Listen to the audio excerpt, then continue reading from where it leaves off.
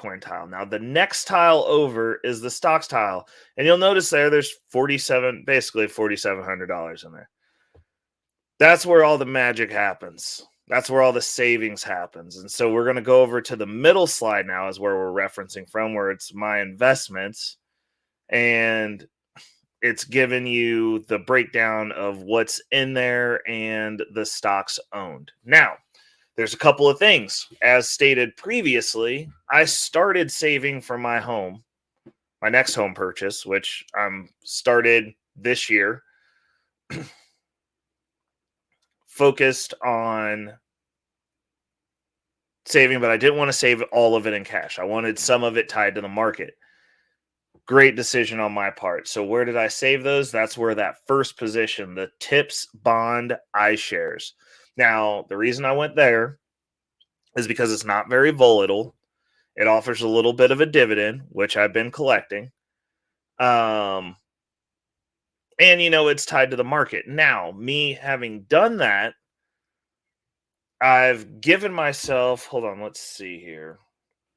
How much of a move have we made off of this? I want to give accurate numbers because we're not capping since we're showing receipts today. So everybody likes to show receipts. I like to show receipts too to let y'all know I'm not playing. So that position at present is $4,345.77 currently. Now, since I've started buying into it, that has added an additional $95.13 to my savings pool. So I've saved more money by getting it into the market and having the market go in my favor, doing that versus just having it sit in cash. Now that's the first. I made space for $5,000, and like the last play that I'm showing actually feeds into this, which was why I stopped actively putting money into it.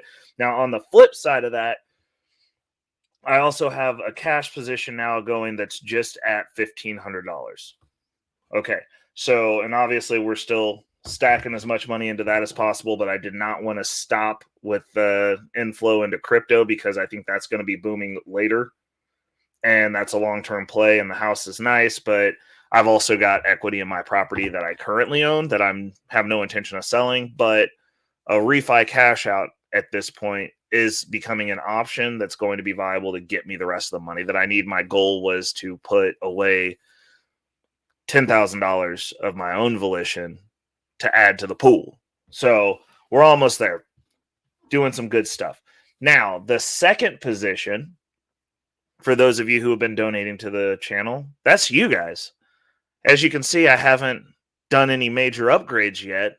Obviously, you've noticed the stream's been upgrading, but before I spend your guys' money, I'm going to spend my money. So none of the money that's been donated to this channel.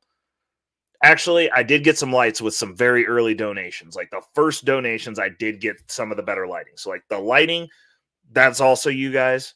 But after the lighting, I figured I'd just wait until it was something big.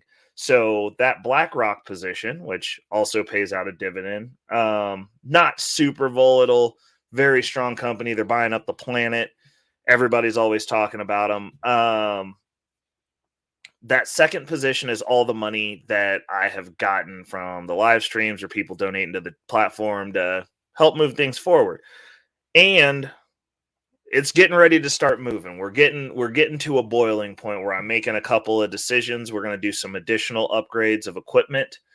It will be equipment and the studio. Obviously, we're always going to be upgrading that. But the money that comes in via the Cash App donations, PayPal donations, like I move those over here too. Basically everything that gets donated, regardless of which avenue you donate from, ends up over here. It gets sent over here and into that position specifically.